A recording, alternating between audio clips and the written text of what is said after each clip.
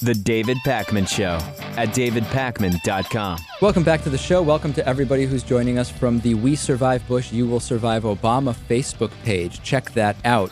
We've talked a number of times on the show about Mars, travel to Mars, Lewis's interest in being one of the first people to go on a one-way mission to Mars, so on and so forth.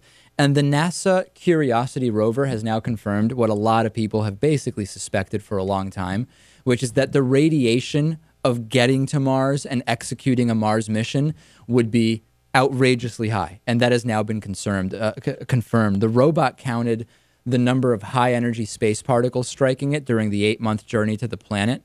And based on that data, scientists are saying that a human traveling to and from Mars could well be exposed to radiation that breaches current safety limits for life. In other words, just on the trip, you would be exposed to more radiation than you should have in your entire life.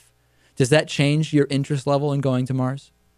Well, I mean... That calculation doesn't even include the fact that on the surface there would be more. Right. You just have to properly shield the vessel from that. I mean, I assume if there isn't a way to do that now, there will be at some point. So they say that engineers will have to figure out how to have the proper shielding in whatever living areas there are, including the ones on the trip there and ones on Mars, but that there's probably little that can be done to shelter the crew other than to get them to Mars faster. And if you reduce the travel time from months to weeks, you're significantly reducing the radiation amount.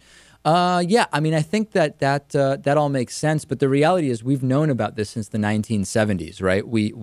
Since the 1970s, there have been discussions of how would you block radiation during space travel. Seems we haven't solved it yet. No, but on a bonus show once, we did talk about the waste from the astronauts on the trip basically being pumped in between the walls, right? And that is a good shield for what we're talking about. Of course, I don't know how practical that is or if anything like that will ever be done. I'm sure there are much better ways. Taking into consideration everything we know, your interest level from 1 to 10, 10 being incredibly interested in being one of the first 4 people to go to Mars on a one-way trip right now. 0. Your interest in being one of the first 100 people to go to Mars on a one-way trip. 10.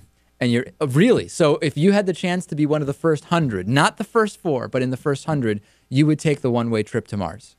If there are 75 people there, and there's been a rate of 2 to 4 people going every 2 to 4 years, right? I would assume that things there have been stable, right?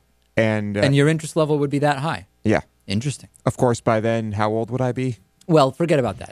It's conceptually speaking. All right.